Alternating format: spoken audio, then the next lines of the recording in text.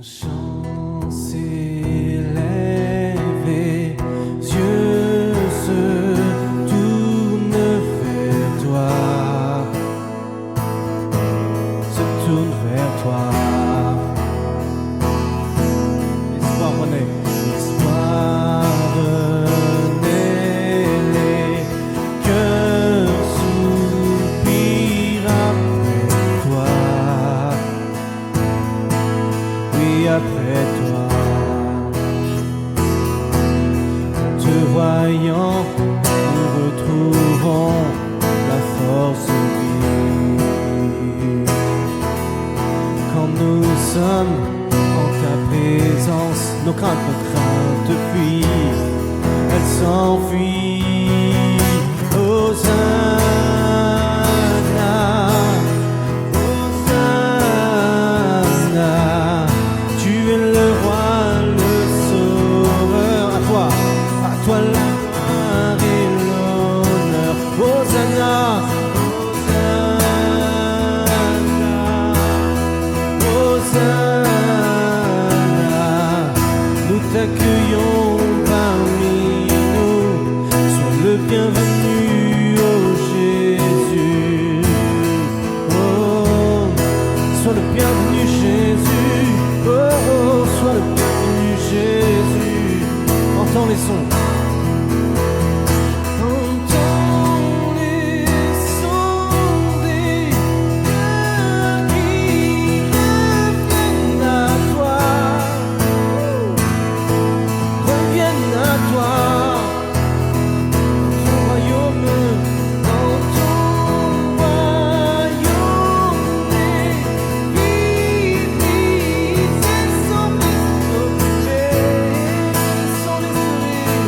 sont restaurées.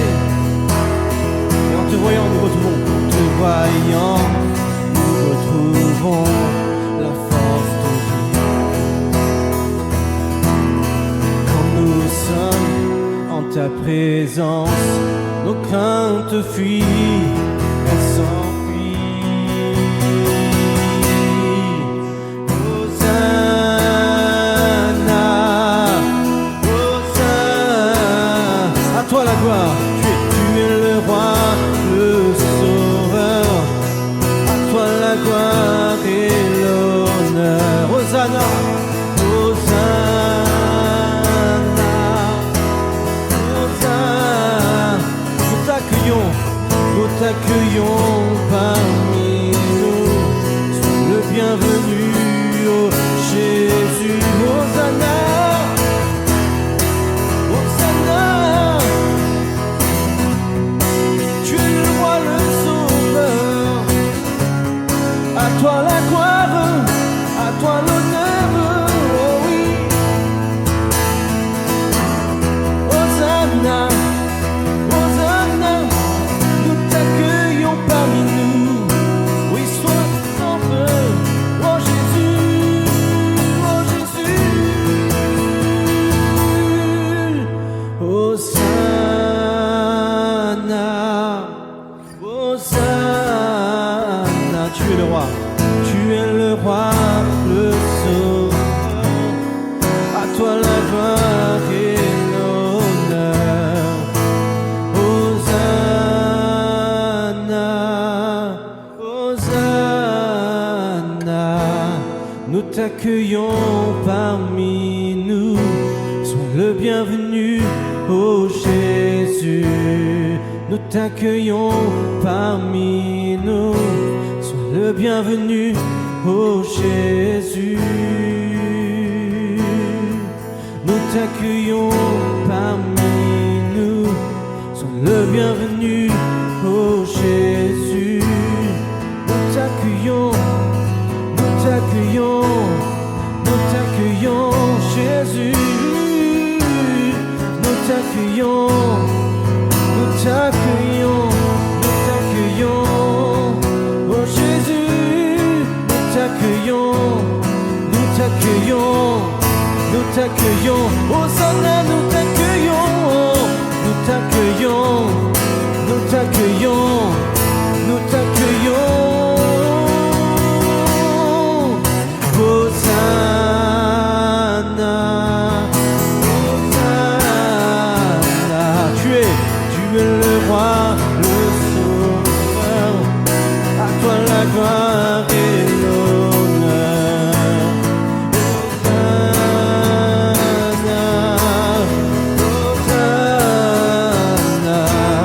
nous t'accueillons parmi nous.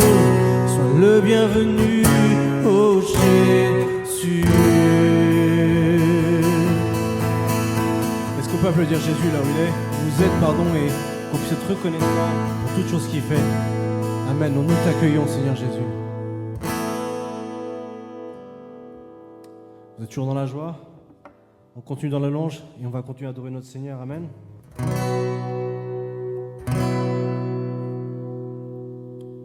Élevé, il a vaincu la mort. Oui, il vit, mon Dieu est puissant. En son nom, j'ai la victoire. Le Seigneur, mon Dieu est puissant. Dieu est puissant.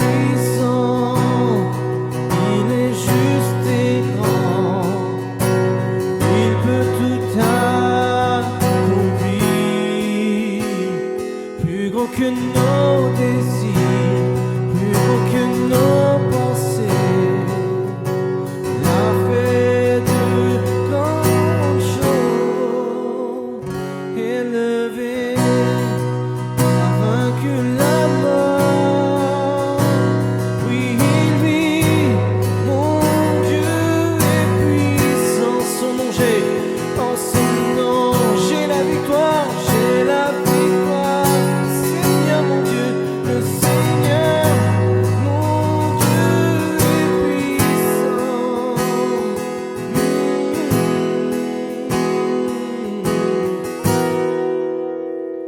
Dieu vit en nous, il est parmi nous, il ouvre la voie,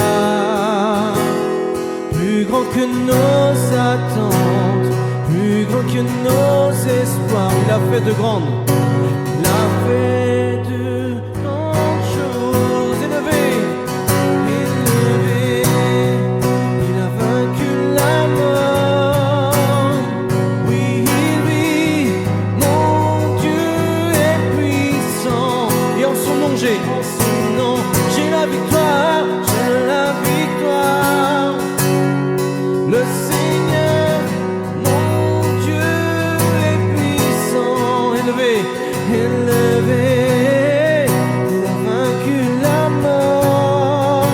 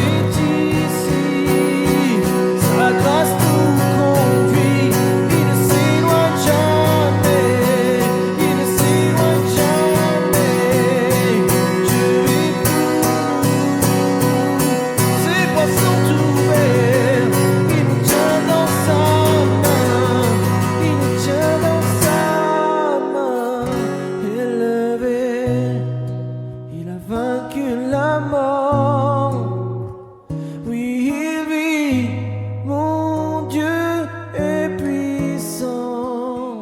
En son nom, j'ai la victoire. Seigneur, le Seigneur, mon Dieu est puissant. Le Seigneur, mon Dieu, est puissant. Le Seigneur, mon Dieu, est puissant. le Seigneur, mon Dieu, est puissant.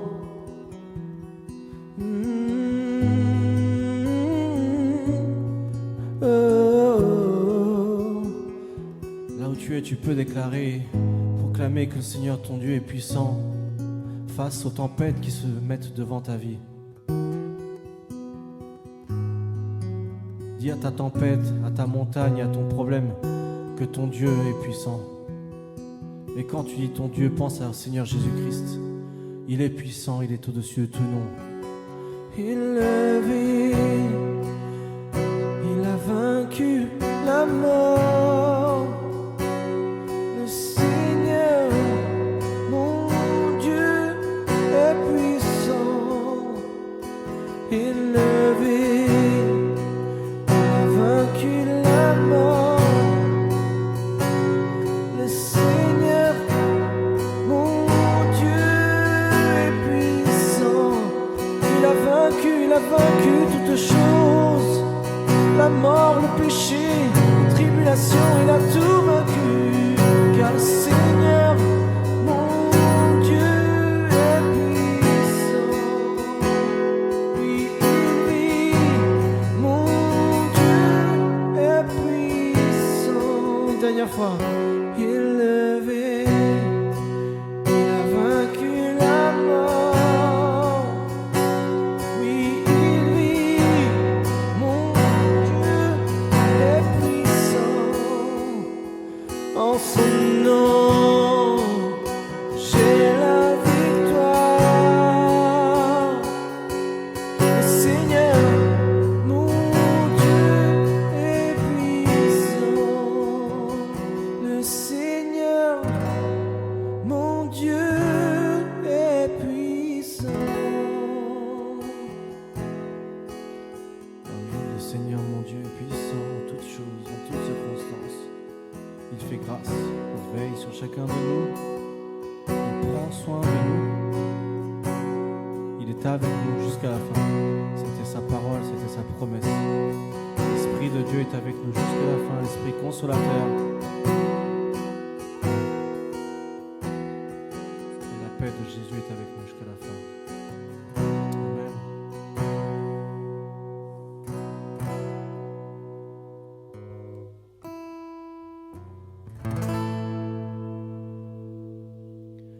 Oh gloire au nom de notre Seigneur, gloire à son nom, à tout jamais.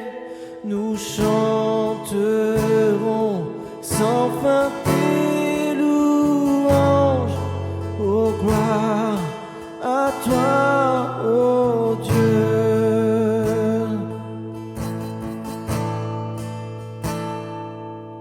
Oh gloire au nom de notre Seigneur, gloire à son nom, à tout jamais. Nous chanterons sans fin tes louanges. Oh gloire à toi, ô Dieu. Quand je songe à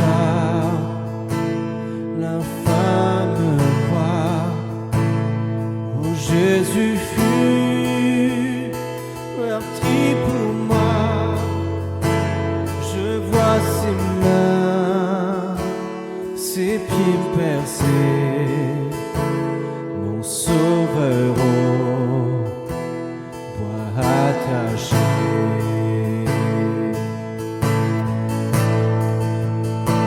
Son corps lié, de larmes trempées, dans le tombeau fut déposé, l'entrée scellée d'une eau de pierre, le Messie seul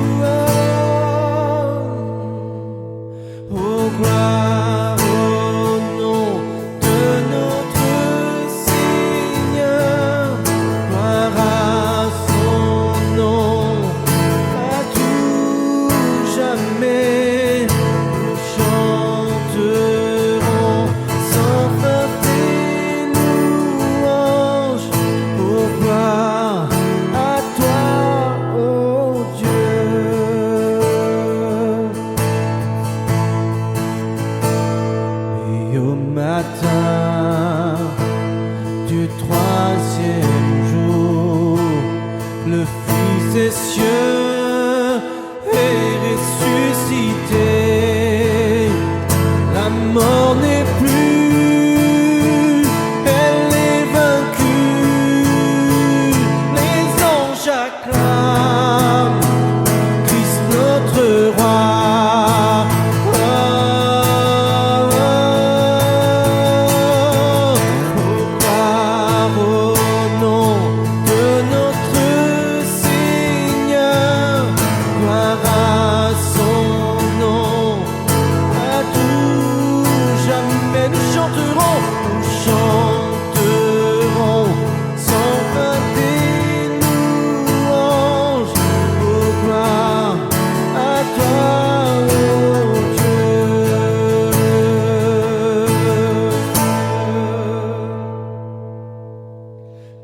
Il revient, drap vêtu de blanc, percer la nuit, notre Jésus, et je serai parmi les saints, captivé par sa gloire sans fin.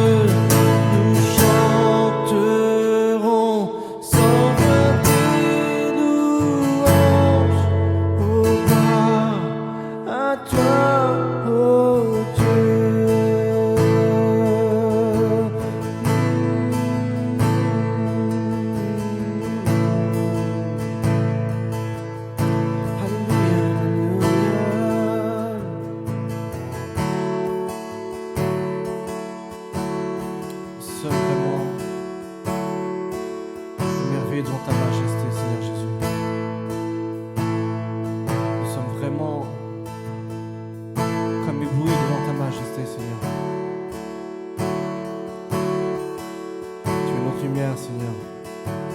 Tu es celui qui éclaire notre voie, qui éclaire notre vie, qui éclaire notre chemin, qui éclaire chacune de nos décisions et de nos destinées, Seigneur.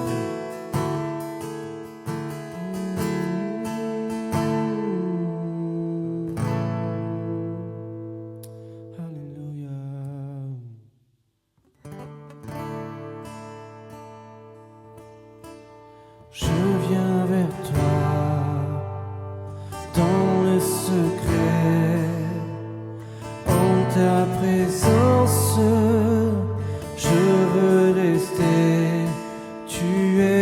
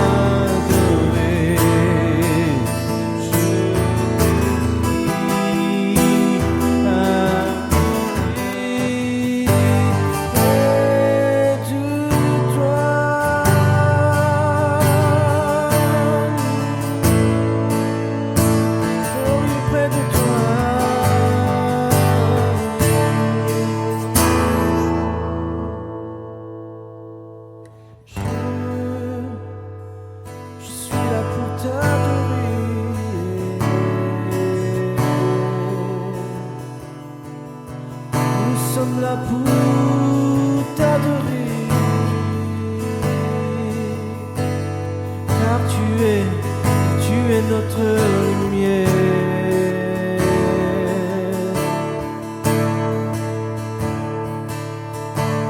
Nous sommes là pour t'adorer, oh oui Jésus, nous sommes là pour t'adorer.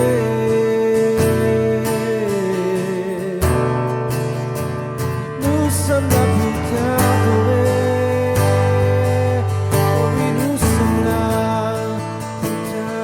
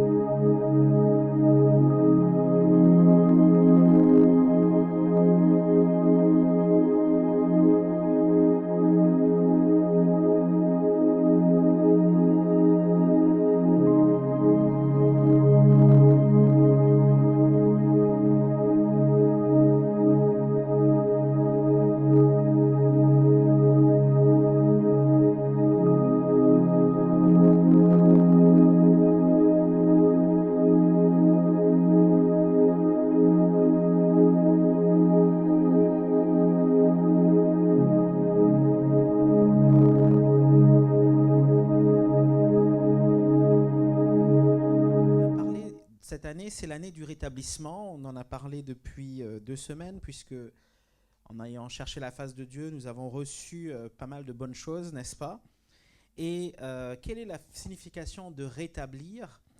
Et j'en profite pour ceux et celles qui n'étaient pas là, comme ça ils reçoivent à nouveau le thème de l'année. Également, nous pouvons rester centrés sur cette parole. Amen. Et donc, il y a 2 sens dans le dictionnaire. Le premier sens, c'est remettre en état. C'est ça, rétablir, réajuster ou rajuster, recomposer, rectifier, redresser, relever, restaurer, restituer, revitaliser. Ce sont des termes que nous allons revoir dans un instant. Et ensuite, le deuxième sens, c'est ramener à la santé. Amen. Ça parle de guérison, guérir, ranimer, regonfler, remettre, ressusciter. Je disais qu'il y a des choses que Dieu veut ressusciter dans notre cœur. Amen. Revigorer, requinquer, revivifier, réconforter. 2025, c'est l'année du rétablissement du projet de Dieu et de sa mission en nous et de notre destinée éternelle. Dieu va rétablir notre place et notre mission dans le royaume de Dieu. Et il y a 3 sens dans la pensée biblique au mot rétablissement. Je vais vite. Si vous voulez avoir le détail de ce que je suis en train de dire, vous pouvez le voir sur YouTube. La vidéo a été mise en ligne. Vous allez sur la chaîne YouTube de l'Église Potentielle Internationale pour entendre à nouveau ce message. Mais les 3 sens en fait bibliques du rétablissement, c'est premièrement rétablir, notamment la restauration. La restauration d'une chose ou d'une personne dans son état antérieur. Et deuxièmement, rétablir, c'est reconstituer, restaurer, guérir. Nous venons de l'entendre. On a le mot en fait avec l'aveugle qui fut rétabli par Jésus dans Marc chapitre 8 verset 25, ou même cet homme dont la main sèche a été rendue saine, n'est-ce pas? C'est le mot ici, rétablir, reconstituer, restaurer, guérir. Ensuite, on a le deuxième sens. Premier sens, c'était rétablir dans le sens de la restauration et dans la guérison. Deuxième sens biblique, c'est le perfectionnement. Est-ce que ça vous parle? Amen. Le Seigneur nous appelle à nous perfectionner davantage. Nous ne sommes pas parfaits. Nous allons parvenir par la grâce de Dieu. Amen. Par la grâce de Dieu. Amen. Parvenir à la perfection. Donc c'est la poursuite et l'atteinte d'un état moral convenable. Et deuxièmement, la poursuite et l'atteinte d'un état moral convenable avec en plus l'idée d'excellence. Ce n'est pas juste être méticuleux, c'est l'idée d'être excellent dans les dons, dans les plans, dans les projets que Dieu a d'avance prévus pour que nous puissions les accomplir, les utiliser, les exercer. Amen. Ensuite, le troisième mot, premier mot donc, si vous prenez des notes, c'est rétablir dans le sens de la restauration et de la guérison. Deuxième sens biblique, c'est le perfectionnement, la poursuite d'un état moral convenable, mais aussi avec l'idée de l'excellence. Et le troisième sens, c'est le mot rétablissement, qui veut dire redressement. Je disais la semaine dernière, ce n'est pas le redressement fiscal, hein, mais tout comme, c'est le redressement de notre état d'âme. C'est une réformation de notre cœur. Et c'est ce que le Seigneur veut faire. Il veut nous corriger, nous redresser, nous rectifier. Amen. Et réformer notre cœur. Nous avons des références dans Hébreux chapitre 9, versets 9 à 12, mais là aussi je vous invite à aller réentendre ce message sur notre chaîne YouTube. Comment se fera cet rétablissement ? Ce rétablissement se fera par la restauration, par le perfectionnement et par le redressement. Dans la démarche du rétablissement, nous avons reçu deux mots. Quels sont les deux mots, vous vous en souvenez ? Premièrement, redécouvrir. Et deuxièmement, construire, bâtir. Amen. Dieu veut rétablir son plan et son projet en nous, je le répète. Ce projet en nous et pour nous, parce qu'il cherche notre bien. C'est le projet en nous, pour notre bien. Ça passe par redécouvrir quel est le plan, quels sont les projets de Dieu pour moi, pour ma famille, pour mes amis, mes collègues, mes voisins. C'est la redécouverte du cœur même de la mission de Dieu. Il nous faut donc redécouvrir notre identité. Nous sommes fils et filles du roi, oui ou non ? Qu'est-ce que ça veut dire ? Il nous faut redécouvrir, il nous faut connaître notre identité. Et comment connaître notre identité ? Il nous faut le connaître, lui. Ça passe par lui. Amen. Parce qu'en fait, nous sommes le reflet de sa gloire. En comprenant qui Dieu est, en examinant de près, à la loupe, qui Dieu est, et en voyant sa gloire, nous voyons le reflet de la gloire. Nous comprenons un peu plus qui nous sommes. Amen. En apprenant à le connaître, nous apprenons qui nous sommes et nous pouvons alors prendre notre place dans le royaume de Dieu. C'est ce que nous avons vu la semaine dernière dans la première prédication de l'année.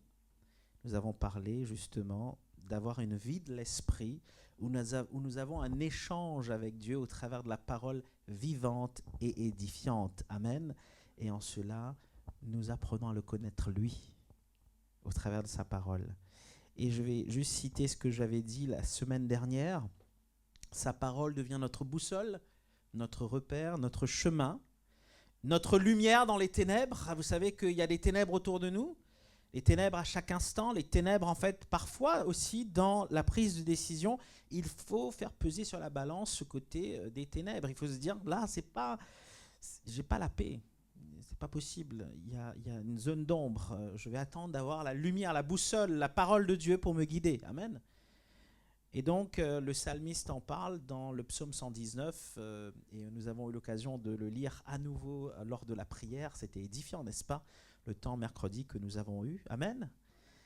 Il y a là un amour dans le psaume 119 qui est démontré par la loi. C'est en somme un amour pour la voix, V-O-I-X, et la voix, V-O-I-E, de Dieu. Chercher les chemins de Dieu. Amen. Mais ça passe par entendre sa voix. Au point où le psalmiste dira dans le psaume 119, verset 127, tu peux le mettre, et c'est la version parole de vie ici, « Je préfère tes commandements à l'or, même à l'or le plus pur. » Waouh. Qui pourrait dire ça ? On te donne 1 million, alors, et on te donne une Bible à côté. Tu choisis quoi ? Non mais franchement. C'est ça, c'est ce que tu vas te dire. Mais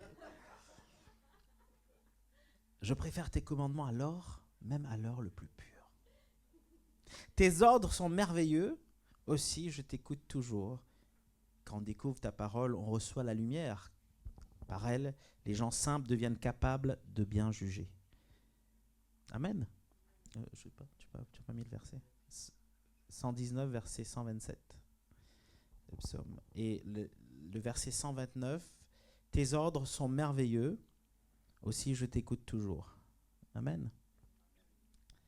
Merveilleux, les ordres du Seigneur. Nous allons voir un autre passage tout à l'heure qui parle justement des ordonnances du Seigneur. Et donc nous approchons de la fin des temps, vous et moi. Chaque jour nous rapproche de notre fin, mine de rien. Ok, tu te dis, ça fait 2000 ans qu'on attend Jésus, Jésus revient, on l'entend, on l'attend, Jésus revient, mais sache que chaque jour te rapproche de ta fin personnelle. Nous ne sommes pas sur cette terre éternelle, nous sommes dans le ciel éternel. Amen. Et d'ailleurs, la terre redeviendra des nouveaux cieux, de nouvelles terres, etc. Amen. Et donc, chaque jour te rapproche de ta fin. C'est pour ça qu'il faut choisir le Seigneur pour vivre la vie éternelle. Il y a un châtiment sinon. Donc nous approchons de la fin des temps. Je recherchais la face de Dieu et j'ai été emmené à réaliser la grâce que nous avions. La grâce d'être en vie. La grâce de respirer l'air que nous respirons. La grâce de pouvoir jouir des choses au quotidien. Il y a des personnes qui n'ont pas eu la grâce que nous avons en fait. Ils n'ont pas connu le Seigneur, ils sont morts. L'enfer n'est pas un mythe, il existe. Et le séjour des morts, la mort, l'ennemi et les démons, ainsi que toutes les âmes qui n'auront pas choisi de faire alliance avec Jésus seront jetées dans le lac de feu, nous dit la Bible. C'est pas moi qui le dis, c'est le Seigneur, c'est la Bible. Amen. C'est la parole de Dieu.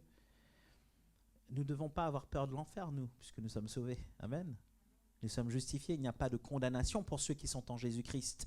Mais nous devons être tristes pour les personnes autour de nous. La famille, les amis, qui vont aller dans ce lieu de tourment. Une petite blague. Un prêcheur de rue, à Londres, prêche la parole de Dieu. Repentez-vous, repentez-vous, sinon vous irez en enfer. Et en enfer, il y aura la souffrance. Il y aura les grincements de dents. Et soudain, il y a quelqu'un qui lève la main dans la foule. Le prêcheur de rue, il dit « Oui, toi, parle !»« Qu'est-ce qui va se passer si on n'a pas de dents ?» Il dit « Il y aura des grincements de dents. » Le pasteur, le prêcheur le regarde et dit « Les dents seront pourvues. » Comme quoi, on ne peut pas en fait se trouver des excuses. Il y a un châtiment éternel, une condamnation déjà écrite. Amen. Mais grâce à Jésus-Christ, gloire à Jésus-Christ, nous sommes sauvés par grâce. On n'a rien fait. Hein. Tu ne pourras pas donner des millions pour être sauvé, c'est pas possible. C'est pas dans les films, parfois vous avez des films catastrophes et les gens donnent des millions pour pouvoir avoir un abri, etc. Non. Il n'y a pas... Tu ne peux pas acheter ça, le salut. C'est par grâce. Amen. Et donc la repentance, c'est un changement de mentalité. On recherche la sanctification qui passe d'abord par la recherche de la paix dans la communion fraternelle. Dans Hébreux chapitre 12, verset 14, il est écrit « Recherchez la paix avec tous ». Hébreux chapitre 12, verset 14.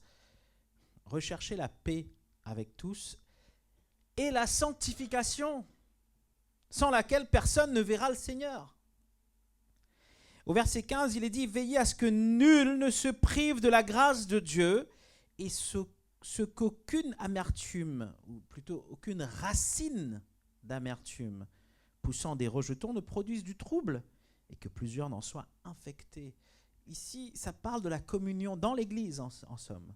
Et dans l'Église, nous devons rechercher la paix avec tous et la sanctification viendra. Amen. La sanctification ne viendra pas si vous n'êtes pas en paix avec votre frère et votre sœur. Oh,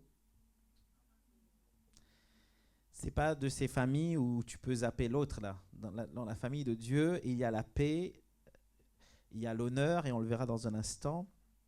Ben ouais, je l'ai écrit ici. La communion fraternelle, la scène, l'amour, l'honneur et le respect de Dieu au travers de la vie des uns des autres est centrale pour l'atmosphère du royaume. Regardons ce passage dans Romains chapitre 14, verset 17. Et nous l'avons lu tout à l'heure.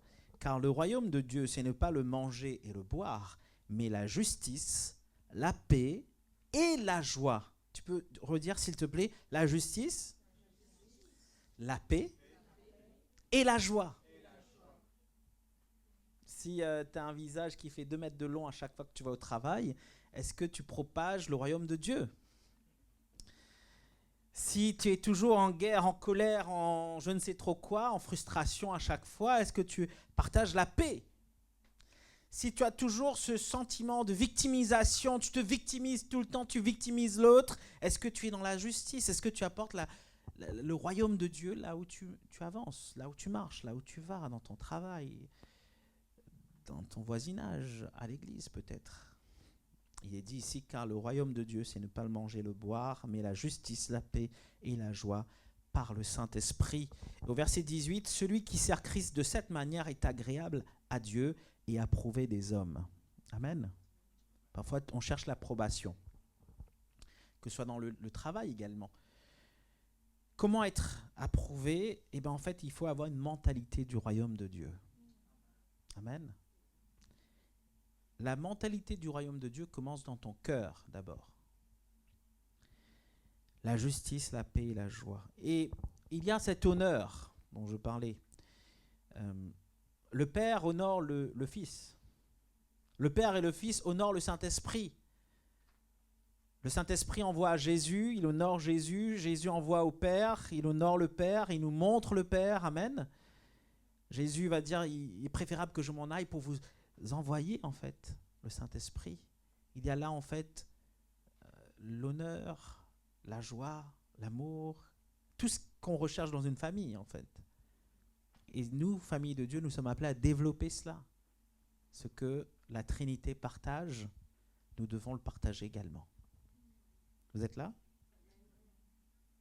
Donc recherchons la paix, c'est redécouvrir la paix en le faisant.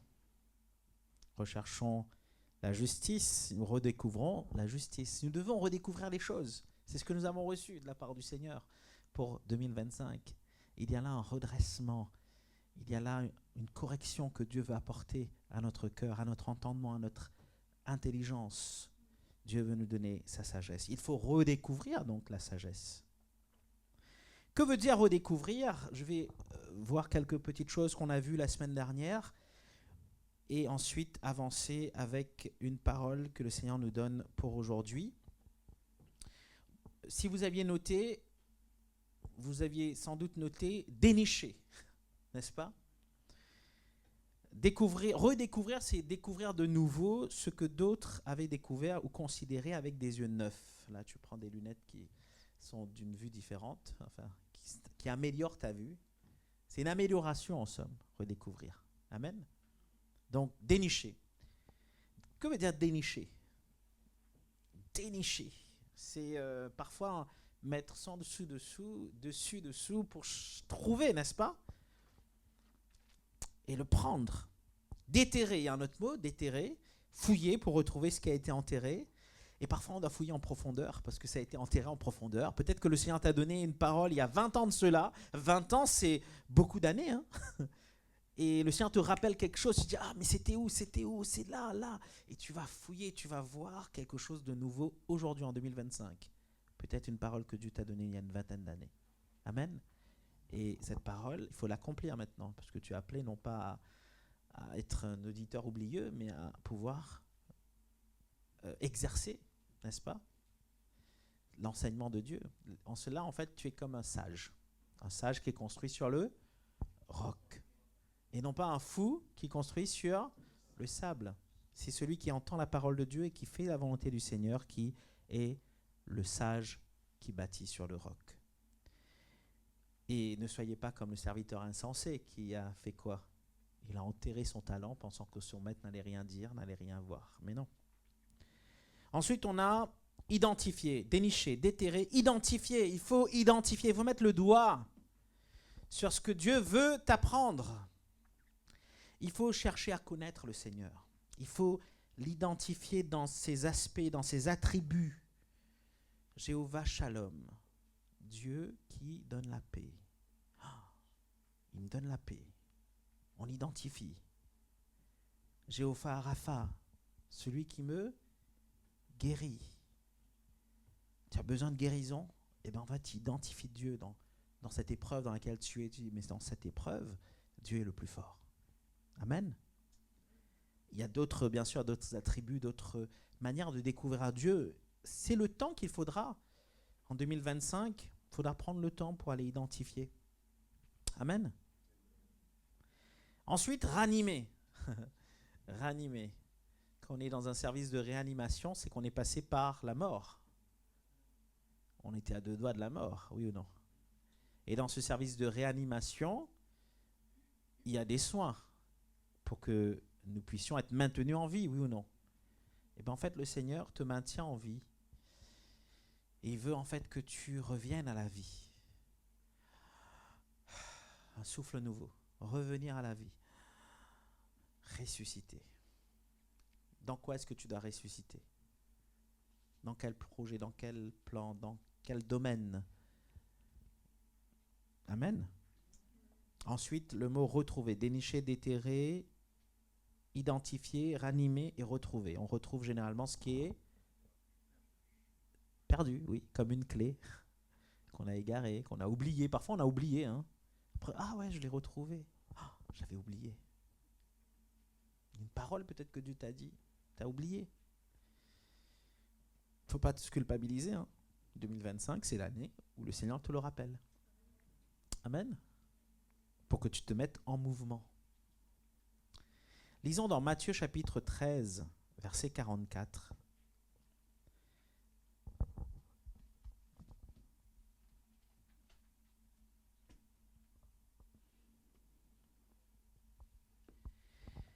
Matthieu chapitre 13, verset 44 nous parle du royaume de Dieu.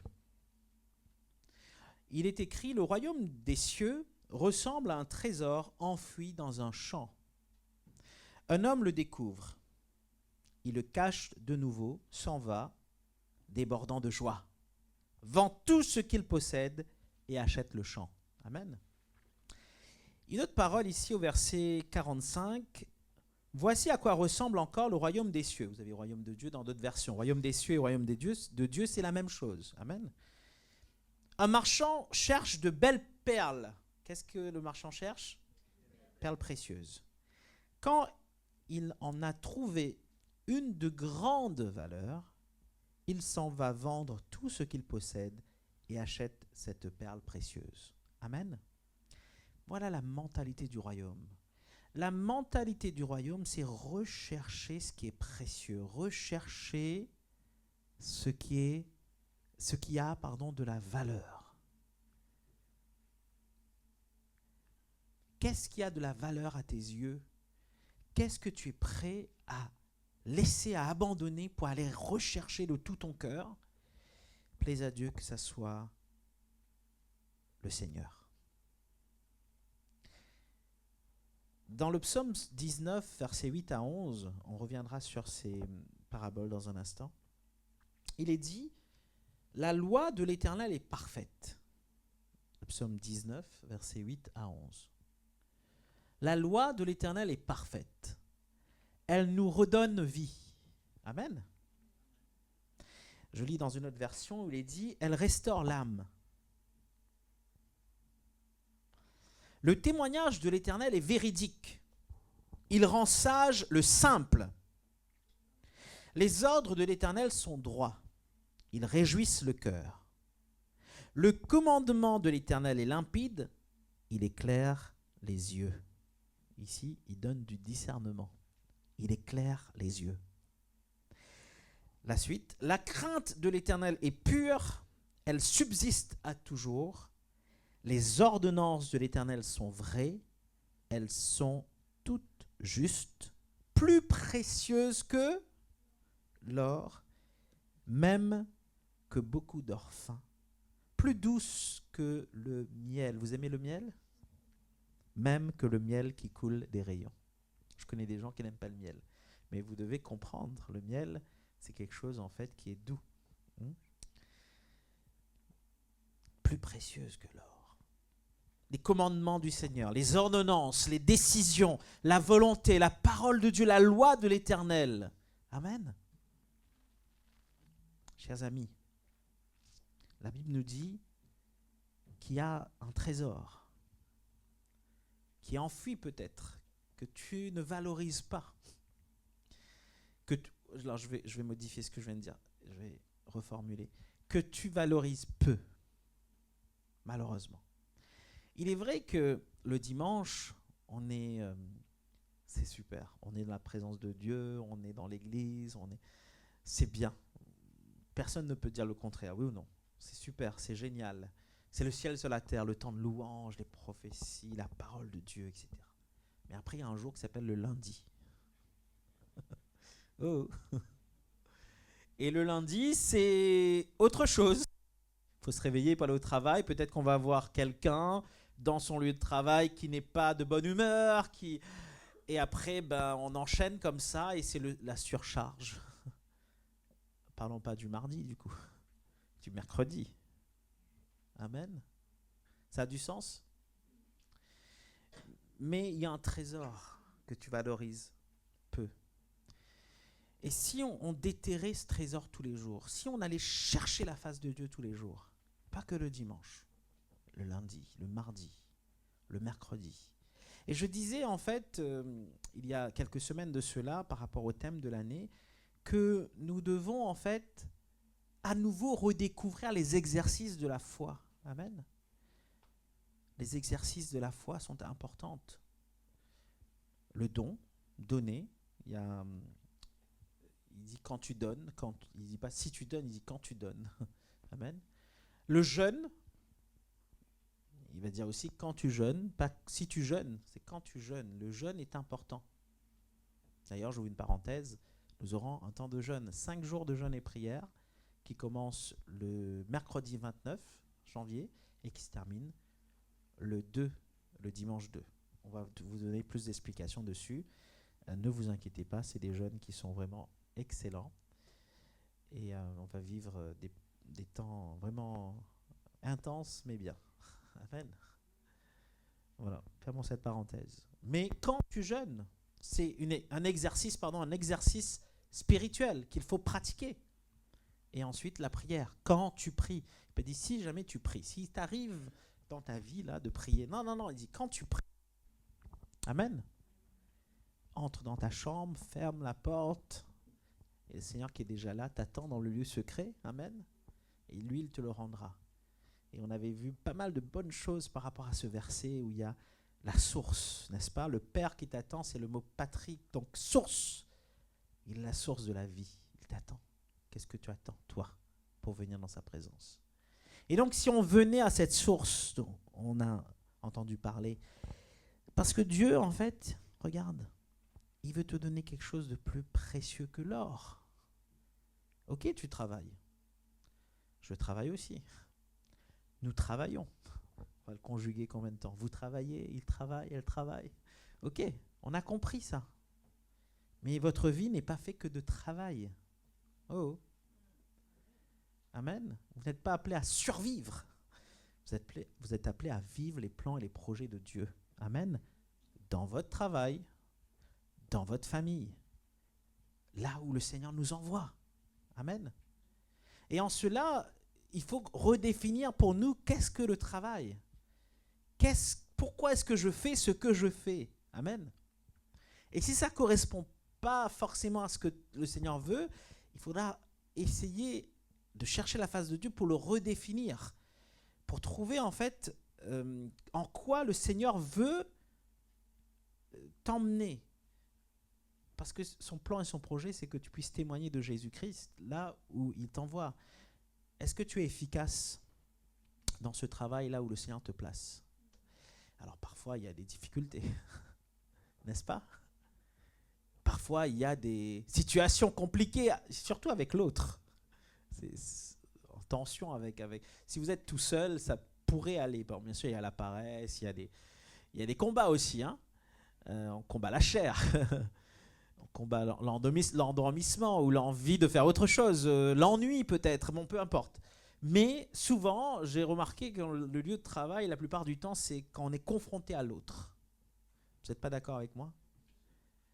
Et donc, mais comment faire ? Mais peut-être que là, dans cette situation, c'est peut-être là qu'il faut prier pour ton ennemi. Il faut bénir ton ennemi. C'est ce que Jésus disait. Oui ou non ?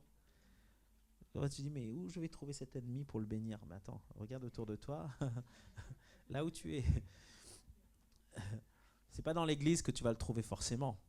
Parce que dans l'église, il y a la sanctification. Avant de prendre de ce repas, avant de donner votre offrande, vous êtes appelés en fait à vous réconcilier avec votre frère et votre sœur. Amen.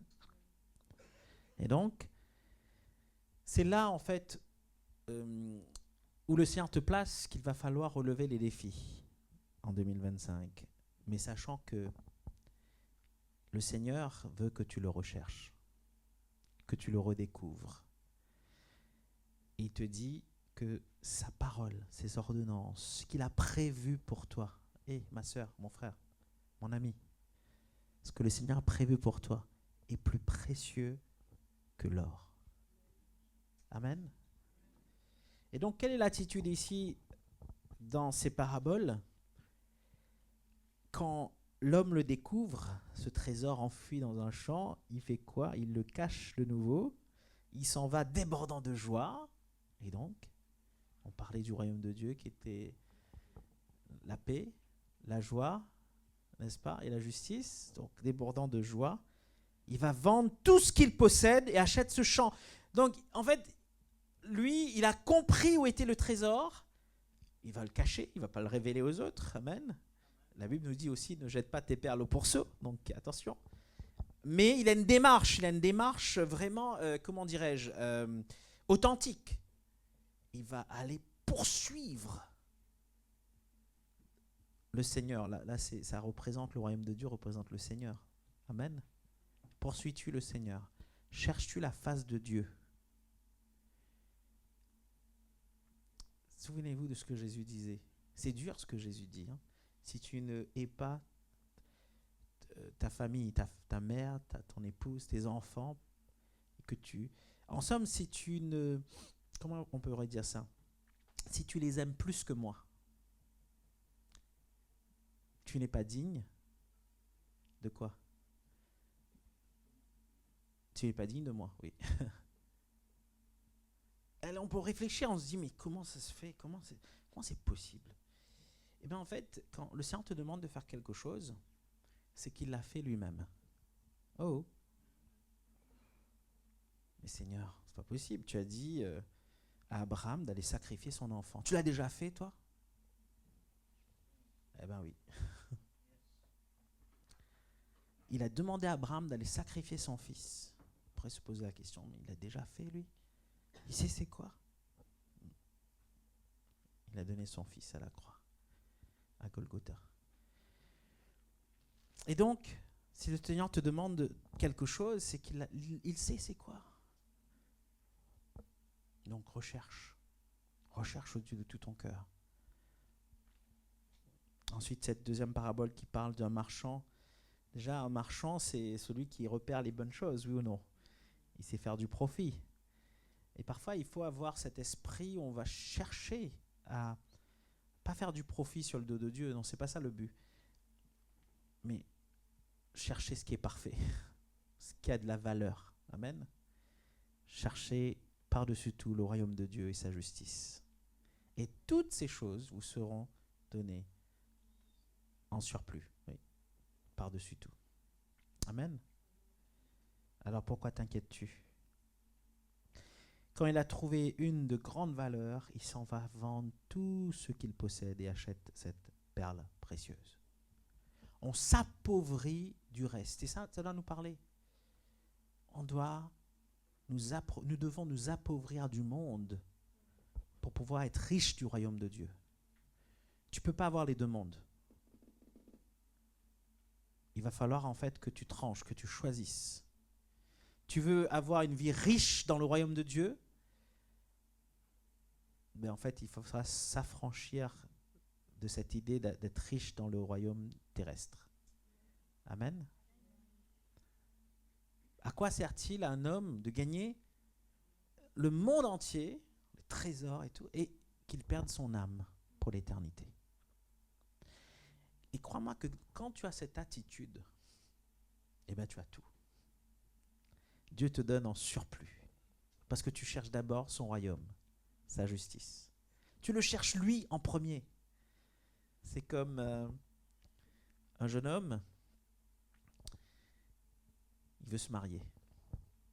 Alors il sort avec une fille, ça marche pas. Ça marche pas parce qu'à chaque fois, il lui pose la question. Qu'est-ce que tu veux? Choisis. Et lui, en fait, c'est un bijoutier. Il emmène toujours, en fait, ses conquêtes dans la bijouterie. Il dit, choisis ce que tu veux. Et à chaque fois, la fille prend une perle, ou prend une bague, ou prend un collier, ou quelque chose. Et après, on ne revoit plus la fille. Et un jour, il y a une personne qui lui dit, non, je te prends toi. T'es surpris. En fait, elle avait réfléchi. Si elle a le gars, elle a tout. Ils sont mariés et ils ont vécu heureux. Surtout la femme. Non, je pense que lui aussi, il était content d'avoir trouvé la perle précieuse. Sachons vraiment mettre le Seigneur au centre. Parce que si on a le Seigneur, on a tout. Amen. Mais nous ne venons pas à Dieu pour avoir des choses. Nous venons à Dieu parce que nous l'aimons. Nous valorisons le Seigneur parce que nous l'aimons. Nous cherchons le Seigneur parce que nous l'aimons. Nous le mettons en premier parce que nous l'aimons. Alors, en 2025, dans quel aspect est-ce que tu vas mettre le Seigneur en premier? J'avais reçu un autre passage, on ne va pas pouvoir le lire, mais j'en parlerai à un moment donné, où dans Amos chapitre 5, verset 4, je en fais juste référence si tu veux bien le mettre, il y a un appel à rechercher l'Éternel et non pas à rechercher Béthel. Voici ce que l'Éternel dit, l'Éternel au peuple d'Israël. Tournez-vous donc vers moi et vous vivrez. Vas-y. N'allez pas chercher à Béthel, n'allez pas à Gilgal et ne vous rendez pas à Beersheba, car Gilgal sera déporté et Béthel deviendra néant. Tournez-vous donc vers l'Éternel et vous vivrez. Amen. Et en fait, remets derrière s'il te plaît, les noms Gilgal, Béthel et Beersheba, ce sont des lieux en fait où il y avait des cultes d'idolâtrie. C'est des lieux en fait qui étaient importants dans l'histoire d'Israël. Et à un moment donné, Béthel, c'est la maison de Dieu. Gilgal, c'est là en fait où on va poser les 12 pierres. Vous savez, quand Josué va traverser le Jourdain. Et ça devient un centre stratégique aussi, hein, parce que c'est de là que les missions vont partir pour aller conquérir Canaan. Beersheba, en fait, c'est le sanctuaire dans l'Ancien Testament, on va le voir. Et en fin de compte, ces lieux-là sont devenus des hauts lieux, des lieux d'idolâtrie, les lieux en fait religieux, fortement religieux et surtout liés à l'idolâtrie. Et il y a un appel ici à Amos qui dit justement au peuple du Nord, parce qu'après il y aura la cessure, il y aura l'exil carrément de ce peuple du Nord, la destruction en fait du peuple du Nord. On ne les verra plus. Et qui leur dit en fait, n'allez pas chercher à Béthel, n'allez pas à Gilgal, n'allez pas en fait dans ces lieux, dans ces hauts lieux, dans ces lieux en fait où on pense trouver Dieu, mais non, c'est pas ça. Ce qu'il faut faire plutôt, c'est, la suite s'il te plaît, tournez-vous donc vers l'Éternel et vous vivrez. C'est chercher Dieu en premier. Alors, que représente Béthel pour nous? Ça peut être justement des choses routinières. C'est bien, la routine. Une bonne routine, c'est très bien. Mais peut-être que c'est périmé. Peut-être que c'est plus d'actualité. On reviendra sur cet aspect plus tard. Mais ici, il y a une mise en garde contre l'idolâtrie et contre la religiosité. Mes frères et sœurs, nous devons chercher Dieu pendant qu'il se trouve et pendant qu'il se laisse trouver. Parce que nous sommes encore dans le temps de la grâce. Et ce n'est pas un hasard si tu entends cette parole. Je t'invite à fermer les yeux là où tu es. Et tu peux te dire, ouais, je suis sauvé. Non, non, non. Le Seigneur t'a sauvé, oui, mais il t'appelle à chercher ce qui est précieux, à le redécouvrir dans sa valeur. Parce que lui, il connaît ta valeur. Il est mort pour toi. Quand tu vas essayer de découvrir Dieu, de qui il est dans sa valeur, bien sûr, il faudra l'éternité pour évaluer son amour, sa personne. Mais déjà, on peut commencer et tu découvriras la justice, la paix, la joie par le Saint-Esprit. Et tu découvriras qui tu es réellement et ton appel. Et tu pourras prendre ta place dans le royaume de Dieu. Et pour toi qui n'as pas encore choisi le Seigneur comme Sauveur et Seigneur, il y a une repentance dans laquelle le Seigneur veut que tu vives pour te sauver. Il y a le salut de ton âme qui est en jeu. Parce qu'à côté, il y a l'enfer, la mort éternelle. Mais là, on est dans la grâce. Et le Seigneur te dit, continue à choisir cette grâce afin de demeurer avec moi pour l'éternité. Nous aurons cette année, en 2025, un service de baptême. Si tu t'intéresses, si ça te parle, si tu as des questions, viens me voir à la fin. Et pour ceux et celles qui connaissent le Seigneur, nous avons un programme aussi de lecture de la Bible où on va approfondir dans l'étude de la Bible pendant 1 an. On en reparlera dans la prochaine réunion, dimanche prochain. Il y a pas mal de choses que Dieu veut faire. C'est l'année du rétablissement. Alors regarde au Seigneur. Regarde à lui. Seigneur, merci pour ce que tu es en train de nous dire ce matin, de ce que tu confirmes dans notre vie, de cette restauration, de cette guérison, de ce perfectionnement et de cette correction que tu vas apporter dans notre cœur, dans notre vie. Nous voulons te redécouvrir afin de bâtir un peu plus et te laisser bâtir en nous. Notre vie se trouve en toi, notre espérance se trouve en toi et nous voulons, Seigneur, que tu nous conduises. Merci parce que tu nous as pardonné nos fautes, nos manquements, notre péché. Merci parce que tu es à nos côtés pour nous corriger, nous rectifier, nous redresser, comme tu sais si bien le faire.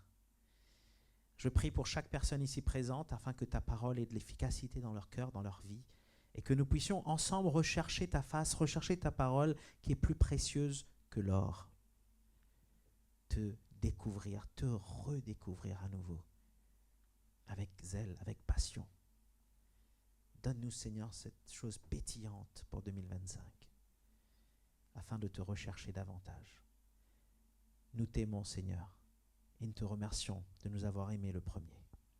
À toi la gloire, l'honneur et la puissance, maintenant et pour toujours. Amen. Amen et... Salut! Et voici quelques annonces pour notre assemblée.